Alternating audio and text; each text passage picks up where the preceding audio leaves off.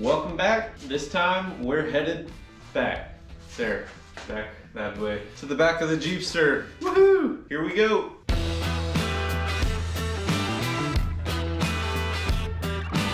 The moment you've all been waiting for, I'm gonna go ahead and build a gas tank for this Jeep. If you can't tell, up to this point, I've been filming this over a period of months. It's the holiday season, and so that makes it a little bit tricky for me to actually have like full chunks of time to get out here and really dedicate to filming and getting work done. Hopefully this will all come together as one nice, big, cohesive video. One of the issues I've run into a lot with these Commandos is that they actually start smelling a lot like fuel on the inside. Those filler necks start to just not do super great. The other thing is, since I'm building a custom fuel tank, and we'll get into that, I really wanted to keep the Jeep Cherokee pieces as much as I could to hopefully reduce any complications in buying parts. So if one of these hoses for the fuel filler neck starts to leak or I have issues, I can literally just go buy a new Jeep Cherokee replacement filler hose. Should make it really nice and simple. I actually took the Jeep Cherokee fuel door and I grafted it into the side of the Commando so that it will look stock, look flush. Let's show you what it looks like to go ahead and get that fuel door installed. It is here,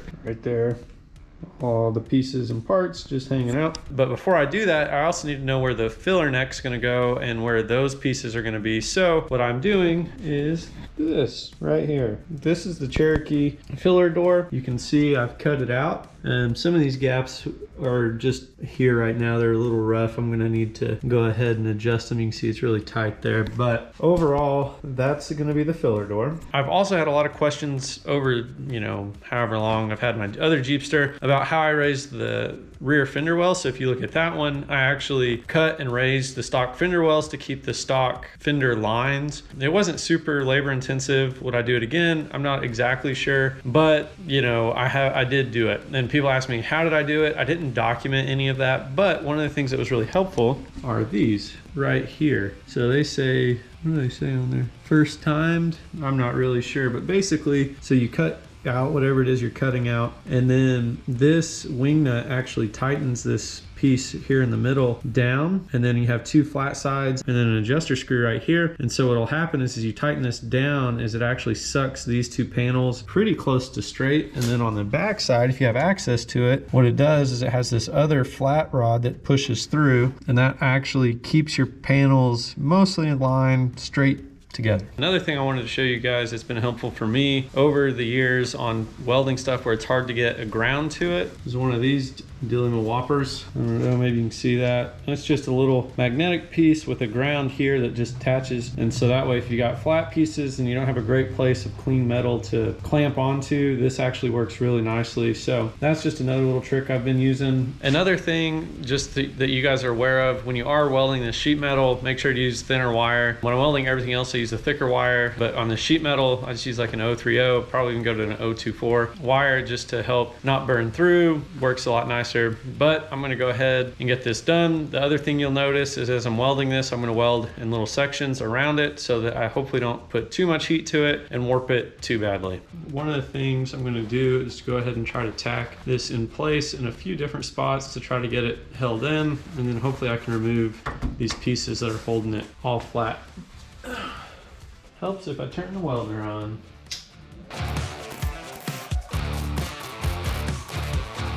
There you go. That's what it looks like, just with the welds done. It's not super pretty. Some of the gaps were a little bit bigger. What I typically like to do with something like this is actually lay the two sheets over each other and then cut it at once so the lines are cut exactly correctly. With the shape of this, I wasn't able to do that, so I had to go ahead and actually just trace it and then cut it, and it made the cuts a little bit bigger than I would have liked, so I had to fill a little bit bigger of a gap than I would have wanted. It should work just fine for what it is. Let's move on to the next piece. As mentioned, I went ahead and grafted this door on. You can see I've kind of already blended some of it in. I wanted to kind of patina it out, make it look like it was always there. Really, with that process, I cut out the old one, cut the exact hole for in the body here, used some pieces to actually hold it all smooth and flush, tack welded it up, welded it all in, used a little Bondo, smoothed it out. And then, so you can see now, it opens just like that. You have your fuel piece in here, your fuel cap just comes out. It makes it really, hopefully, pretty straightforward. So there's the final product up close. You can see, not perfect, but it's pretty stinking good. Nice and flush. You look from the side, you can't even tell. So I think turned out really well. You just put on the Cherokees, you know, you just push this side here. Ta-da! Now you've got your regular old fuel filler, all those good things. The other thing I mentioned a little bit earlier is that this had to be trimmed up. So usually the quarter panel hangs way down here. I went ahead and trimmed it up in line with this piece of the bumper here. So my hopes is I'll run some square tubing this full length there. It'll provide this corner guard some protection, maybe protect this light if I'm lucky, tie into here, and then also tie that bumper in further back kind of over here to these spring hangers, add some rigidity to those spring hangers as well. Like I said, I'm not going to actually build that yet. I think it's going to take a bit to get that designed the way I want it to. So that's on hold. The rear bumper's installed. If you remember, I talked about that a few episodes back, so I'm not going to go into much detail about the bumper. I just took some time to clean up the welds, get everything a little bit more structurally sound. I'm going to cover the whole thing in bed liner when it's all said and done, but for now the rear bumper is installed, it's in place, so that way anything that might get in the way when I'm going to build this fuel tank, it won't be in the way. All right, let's jump in and I'll show you what this fuel tank's gonna look like. All right, here it is. Here's the gas tank. Details, let's jump into the design a little bit. Started out with some cardboard, got that cut, bent it up, shaped it out how I wanted to, just using some tape and some cardboard to get the overall size, dimensions, get the pieces that I really wanted to fit, figure out if this was going to be something feasible or not, talk to a lot of people online to see if it's something I should tackle on my own. They all said go for it, so you know, hopefully this works out really well. If not, I'll catch it on video and you'll understand that I'm not very good at doing this. This is 16 gauge steel. I had a friend of a friend, so Joe, if you're watching this, thanks man. He went ahead and bent this up for me to hopefully reduce the number of welds that I'm going to have to do. I've got a 90 degree here on the front, coming back to, this says 20 degrees coming up, and then so that would make this a 70 degree bend, I guess, as well, so that this actually matches. So the whole bottom is one solid piece, and then for the top, what I did is I had a second 90 degree bent, so this one will go from here all the way over and down to tie in here. Then on the inside, what I've done is I went ahead and cut out a few of these pieces. So I'll have a couple baffles with some holes. This has some holes as well to hopefully reduce the amount of sloshing, but this will fit nice and neat right in there. I'll show you kind of what some of these close-ups look like. Then what I did as well, I just cut the two sides. So this is just going to be the overall profile of it. If you need to, I could get some dimensions and some measurements, but really it's, you know, if you're building something from scratch like this, I think it's important just to build it to your needs and your specifications. But this is what I'm hoping, that it'll be a little bit taller up front, right behind the axle, tapers up to a shorter in the back to hopefully help with departure angle. So these will get welded here on the sides. And then what I'm also doing that I think that really made me choose to go this route versus doing a different fuel tank. I'll leave some links and some descriptions below on what people have done. When I looked into options for this, one, I wanted to keep it cheap. Everything on this thing needs to be cheap. Two, I wanted to keep it as much Cherokee as possible so that parts are easy to source. They're easy to find. I know what to order when I need to order it. So with that, I wanted to really try to reuse the Cherokee fuel pump. And so for that,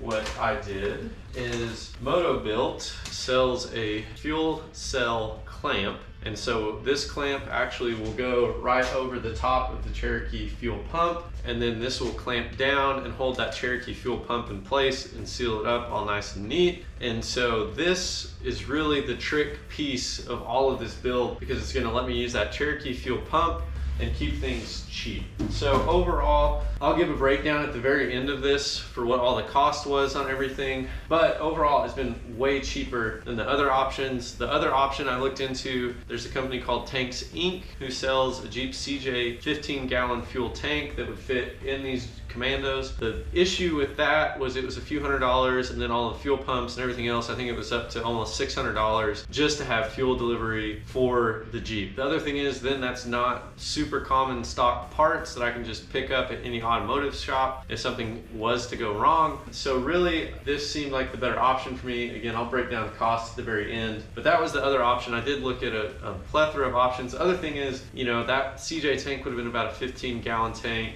this is actually going to give me somewhere in probably the 22-23 gallons of fuel range for this tank. I tried to calculate the math. I got a rough idea, but with some of these odd shapes, I'm not exactly sure. So I figure the best way to do that is once I actually have it running, I'll just fill it up and I'll let you guys know how much fuel this thing holds. Then I cut out a few other baffles for the front here. That'll kind of, again, hopefully reduce some of that sloshing. This fuel cell, or this fuel pump here, just the stock Cherokee fuel pump. So I'll be able to use the stock Cherokee fuel sending unit. Hopefully this will actually tell me how much fuel I truly have in the Jeep. It'd be cool to have a vehicle with a running fuel gauge, all those wonderful things. So this will go there. I have some AN adapters that are going to take this to an AN line, and then that runs up the whole front and delivers the fuel to the Jeep itself. And then just to show you guys a little bit of a close-up, the way this ring is going to work, you can see it slides, hopefully you can see that, it slides right over, and then that's going to clamp this down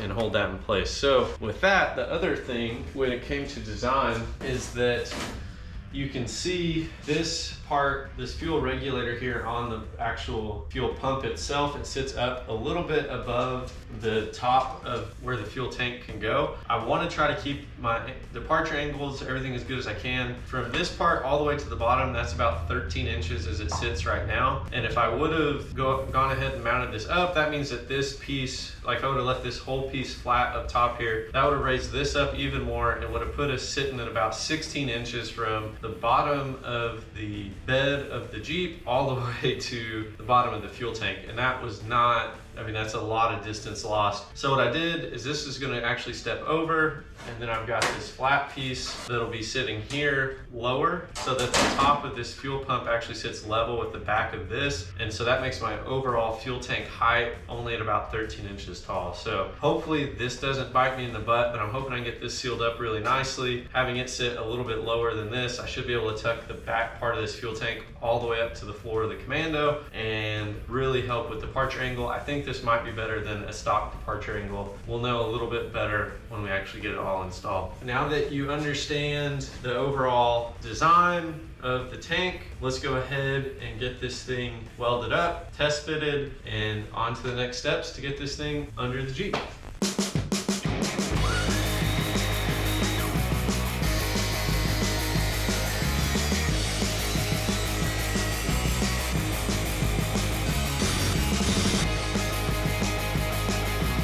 For the fuel pump hole, it requires a 5 1/4 inch hole. So I have my hole saw here set up. On the top, I went ahead and offset where the fuel pump's going to go just a hair from center, and that's because the fuel pump sending level piece, the way it sticks out, and I put some baffles on this side that I didn't want those to hit, and so this is going to be a little off-centered. That'll go there. Back here, that's where I'm going to put a vent. So I went back and forth a number of times on whether or not I should drill this hole first or just weld it all together and just put a pressure hole in there so I can pressurize everything. I still don't know if I'm going the right route or not, but I chose to go ahead and drill the hole on the top first and then weld it all together and just build a plate to block off where the fuel pump's going to go to then pressurize it. The big reason for that is because I won't have access to the bottom of it, and I need to go ahead and weld a plate on the bottom with the nuts to hold the top plate piece on. Hopefully it all makes sense here in a minute when I get it done and get to those steps, but there wasn't really a good way for me to weld the plate onto the bottom of this and make sure that I then drill the hole from the top in the right location. So I'm hopeful that this will work out. I've read and been told that really I only need a couple pounds of pressure anyway to pressure test all the seams. So hopefully this will allow me to do that. Let's go ahead and get this drilled out and we'll keep moving on.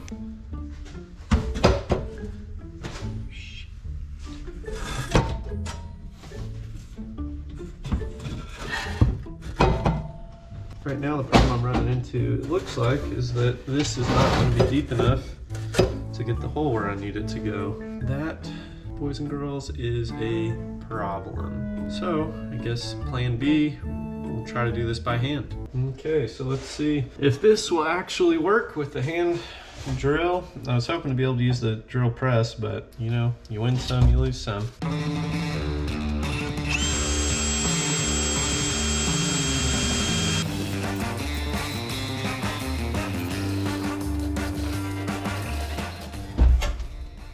The hole is now cut.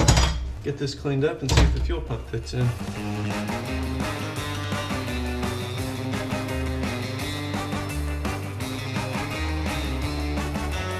Well, I'm 50, 60, 70, 80, probably 100% sure that I've said that I was not going to film most of the process of putting this together because it is frigid out here. I didn't think that I would be finishing as much as I did before I needed to release this video, but I've made it really far. Let me show you what pretty much the final product looks like. Like I said, I didn't film most of the process of getting this done. Really, all that was missing was welding up these brackets here. So I've got 1, 2 on each side that will bolt into the frame. This is for the filler neck. So the Cherokee size tube called for 1.25 inch tubing. I already had that sitting around the house. I went and just picked up a piece of steel pipe that was 3/4 inch, and that should fit the small one. Welded both of those in for the filler neck. Moving to the back here, you can see, I think I filmed a good chunk of this, but you can see here, this is just a piece of 2x2 angle iron that I welded all the way across. So I think that'll support it just fine. All I didn't film really was I welded some tabs here on the bottom, welded 4 on each side. So it'll be 2 across the bottom and then 2 for the angle here. And the reason I did that was that I'm gonna actually bolt on that UHMW all across the bottom. I think that'll work really well as a skid plate, provide some protection. I also didn't film the welding in of both of these mounts. So you can see I just made some wider plates to help distribute that load on that thinner gauge steel. Same thing up here. So this will bolt directly into the frame on both pieces. And then I went ahead and welded in the filler neck piece there. On the right side for the Cherokee, I had to use 1.25 inch tubing. And then on the left, that's actually just 3/4 inch steel tubing from the hardware store. And then on the back, you can see here, this is just some 2x2 angle that I welded all the way across on all the sides. And so hopefully that will be plenty strong, distribute that weight and that load through there. There you go. A gas tank.